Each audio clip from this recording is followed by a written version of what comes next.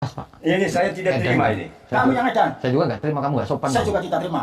Saya tidak peduli sama orang tua. Hajar guru. Kamu Lawan guru aja maksudnya? udah guru. Lawan guru. Kamu Pokoknya saya tidak terima. Anak Saya- saya saya- itu saya- lecehkan. kamu nggak usah ikut campur, Pak. Loh, kenapa nggak bisa ikut campur? Anak buah saya, murid saya, kenapa nggak boleh ikut campur? Saya nggak kenal kamu. Saya urusannya sama dia. Ya tapi ini murid saya harus membelanya. Ini murid saya. Masa murid? Kamu dibayar berapa sama dia? Bukan masalah urusan dibayarnya, tapi saya membela urusan kebenarannya. Masa istri orang di mak-mak? Itu tidak benar itu.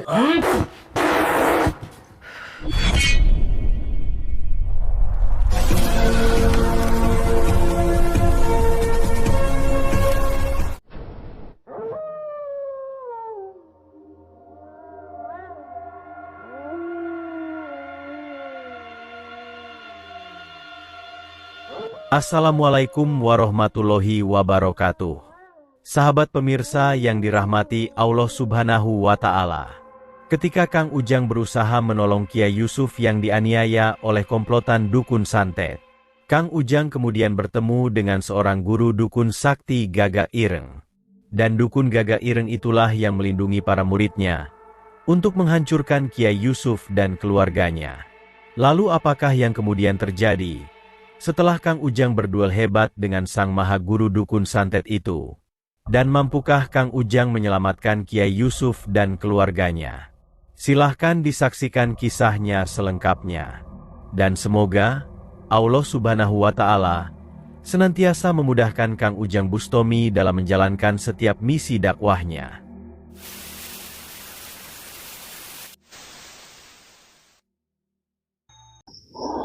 Allahumma sholli ala Muhammad ya Rabbi sholli alaihi wasallim. Allahumma sholli ala Muhammad ya Rabbi sholli alaihi wasallim. Rabbi fanfa'na ببركتهم واهدنا الحسنى بحرمتهم.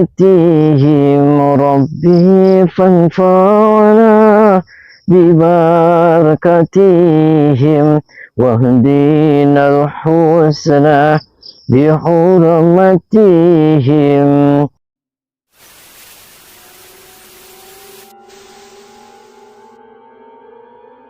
Sahabat Kang Ujang Bustomi yang berbahagia. Video ini adalah misi Kang Ujang untuk menolong Kiai Yusuf, seorang kiai kampung yang dianiaya oleh komplotan dukun santet. Dan setelah sang dukun dihajar Kang Ujang, dia kemudian memanggil gurunya untuk menghajar Kang Ujang Bustomi. Seperti yang sudah kita saksikan di video sebelumnya, Kang Ujang Bustomi berusaha menolong Kiai Yusuf, seorang kiai kampung yang diperlakukan tidak manusiawi oleh istri dan putrinya. Yang ternyata, putri dan istri Kiai Yusuf tersebut digendam oleh sang dukun untuk menghancurkan kehidupan dari Kiai Yusuf dan keluarganya. Mengetahui hal tersebutlah Kang Ujang datang ke rumah Kiai Yusuf untuk menghancurkan sang para dukun yang datang dan menganiayanya itu. Maka terjadilah pertarungan yang hebat Kang Ujang dengan sang para dukun. Dan pada akhirnya, Kang Ujang bisa mengalahkan mereka. Setelah menginterogasi sang dukun itulah kemudian diketahui bahwa motif para dukun menganiaya Kiai Yusuf adalah untuk memberikan pelajaran kepada sang kiai. Yang mana, guru dukunnya yang adalah juga seorang bos batubara, telah memerintahkan mereka untuk menghancurkan kehidupan Kiai Yusuf. Itu dikarenakan dukun bos batubara tidak terima Kiai Yusuf mengajarkan ilmu agama di musola dekat rumahnya. Dan untuk menghancurkan sang kiai, para dukun itu kemudian menggendam istri dan putrinya hingga tunduk. Bahkan kemudian mereka ditidurinya hingga puas. Kang Ujang yang mendengar perkataan sang dukun itu pun menjadi sangat murka. Sebab itulah Kang Ujang ingin menghancurkan semua orang yang terlibat jahat kepada Kiai Yusuf tersebut. Kang Ujang kemudian meminta sang dukun untuk memanggil sang dukun bos batubara itu, untuk agar membuat perhitungan kepadanya. Dan setelah itulah tak lama berselang, sang dukun bos batubara itu datang dan langsung melabrak Kang Ujang Bustomi.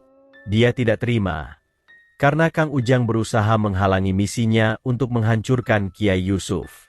Dan melihat bos batubara yang sangat arogan itu, Kang Ujang pun tidak ingin banyak berbicara. Kang Ujang segera menyerang dan menghajarnya. Dan setelah melakukan duel beberapa waktu, Kang Ujang pun berhasil mengalahkannya. Kang Ujang kemudian meminta bos batubara agar bertobat dan meminta maaf kepada Kiai Yusuf. Akan tetapi, dia tidak bersedia melakukannya. Bahkan, dia malah meminta Kang Ujang untuk melawan gurunya yang katanya sakti mandraguna. Sebab itulah Kang Ujang segera meminta sang dukun agar memanggil sang mahagurunya tersebut. Oh, kamu Gagak Ireng? Ya. Udah hajar, Pak. Edan. Ini guru kamu? Ya, guru saya. Ini murid. Ini murid saya. Dia kurang ajar, Pak. Kenapa kurang ajar? Nah itu pasti kiai itu didolimin. Ya ini. Kan Bapak Bupati. Ini ngulang pengaji di musola. Masa dia nggak terima kepanasan ke telinganya? Saya tidak terima pacar saya diremet sama kamu. Itu fitnah. Kalau ini serius, Pak. Fitnah enak aja, fitnah orang tadi denger-denger saya tuh ini Buktinya dia yang ngaku. Gimana sih kamu tuh? Gimana? Edan kamu. Aja kamu yang edan. Kenapa saya edan? Kamu yang sowak. Habis Oh, tadi saya tuh denger-denger terus ini Jangan tebak-tebak. sampai dia lolos dari sini, Guru. Oh, lepas, Pak. Ini saya tidak terima ini. Kamu yang edan. Saya juga nggak terima, kamu nggak sopan. Saya Guru. juga tidak terima. Saya tidak peduli sama orang tua. Hajar, Guru. Kamu Lawan guru aja maksudnya? udah guru. Lawan guru. Pokoknya saya tidak terima. Anak Saya saya tidak tidak terima. lecehkan. Kamu nggak usah ikut campur, Pak. Saya juga Yo, dibikin kenapa tembak bisa ikut sama campur? Anak buah saya, Ada ping. murid saya, kenapa nggak boleh ikut campur? Saya nggak kenal kamu. Saya urusannya sama dia.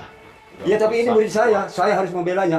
Mahaguru Dukun Gagak Ireng tampak terlihat sangat marah di hadapan Kang Ujang Bustomi. Dia tidak terima, karena Kang Ujang telah menghajar dan ikut campur urusan muridnya. Apalagi ketika para perempuan itu juga berusaha memprovokasi Kang Ujang, dia semakin bertambah murka. Namun Kang Ujang yang difitnah sang perempuan juga menjadi tersulut amarahnya. Kang Ujang mempunyai tujuan yang baik untuk menyadarkan, malah dituduh berbuat cabul kepada sang perempuan. Kang Ujang pun berkata kepada sang guru dukun Gagak Ireng, hendaknyalah dia menyadari akan perbuatannya, bahwa Kiai Yusuf itu adalah kiai kampung yang berusaha ikhlas menjalankan perintah Tuhan Yang Maha Esa. Dia mengajarkan ilmu agama yang luhur, semata untuk mengajak kebaikan kepada sesamanya. Namun mengapa dia dan para muridnya begitu tega berbuat aniaya kepada sang kiai? Bahkan, juga merusak pagar ayu rumah tangganya.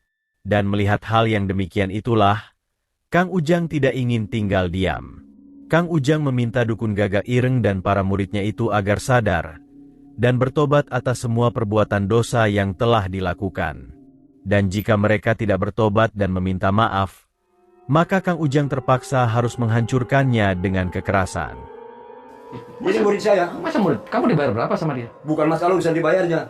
Tapi saya membela urusan kebenarannya. Masa istri orang di mak itu tidak benar itu. Sesat dia ini. Kamu edan. Tidak benar itu. Jadi kalau begitu berarti mau nyoba saya dong kalau begitu caranya. Suci dia tuh. Ajar guru. Kalau gitu mau nyoba Suci saya dia dong. tuh benar. Apa udah dianggap Udah ajar aja, hebat? udah ajar orang Apa kayak gini. udah dianggap hebat? Kamu sudah, Hadapi dulu saya baru menganggap hebat. kamu sudah hebat. Diam. Tadi Hadapi saya dulu. Kamu sudah hebat. Hebat, saya sudah siapkan. Kamu sudah kuat. Saya sudah siapkan pokoknya semuanya. Harus Oh, Berarti orang kayak kalau gini. gitu berarti Saya juga nggak terima, Pak, atas nama nih Kiai Yusuf. Dia seorang kiai di sini, kenapa kamu dolimin semuanya? Saya akan pasang badan, Pak, buat dia. Saya budak. Mau tamik dada Undangannya dia. ada orang ngaji di dekat rumah Oh, saya. bagus. kalau gitu Jangan sok suci orang. kalau gitu Setan berarti sama siluman. Kamu yang edan. Kenapa kamu? Enak aja. udah kalau begitu caranya ayo kita coba Oke. kita tes So. siapa yang kalah dan siapa yang menang. Hajar, Guru. Ayo. Sini saja guru.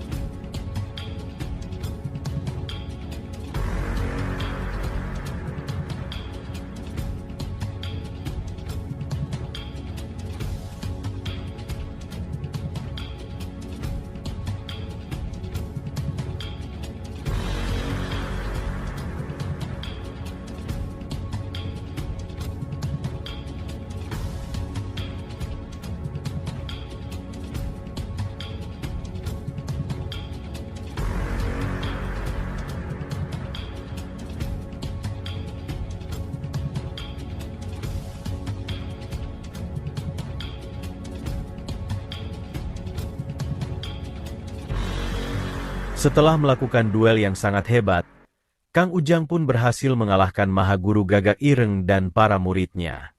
Ilmu hikmah pamungkas Kang Ujang yang menghantam, telah membuat orang-orang terlaknat itu hancur tak berdaya. Juga dengan sang dukun bos batubara. Sang dukun yang menghancurkan kehidupan Kiai Yusuf itu Kang Ujang hajar, hingga tumbang dan terkapar. Dan setelah dihajar Kang Ujang itulah, sang dukun kemudian menyerah. Dia mengaku bertobat, dan memohon ampun kepada Kang Ujang Bustomi. Dia juga ingin meminta maaf atas perbuatan jahatnya kepada Kiai Yusuf selama ini. Ampunlah kamu. Ampun. Ya makanya kamu, jangan kamu mentang-mentang kamu punya duit bos batubara, rumah kamu pinggir musola, kamu merasa budak, kamu malah zolimin Kiai. Dan aja kamu, saya sama Pak, bos cilok saya. Ya, bos cilok aja biasa-biasa aja kamu, bos batubara. Saya batu kerikil semuanya, batu pondasi saya sama bos Pak. Mau saya ambil burungnya kamu? Ampun. Saya ambil burungnya ya. Jangan. Kenapa? Tinggal satu-satunya. Ya kamu nyetan. Muntahin kamu setannya. Keluarin. Muntahin kamu. Keluarin.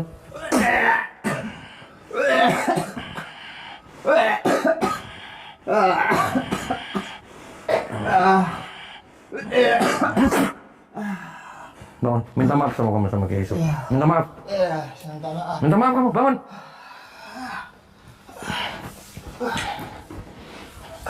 Duduk yang benar di bawah. Duduk yang benar. Barangkali saya salah, Pak. Dukun bos batubara itu pun akhirnya sujud di pangkuan Kiai Yusuf.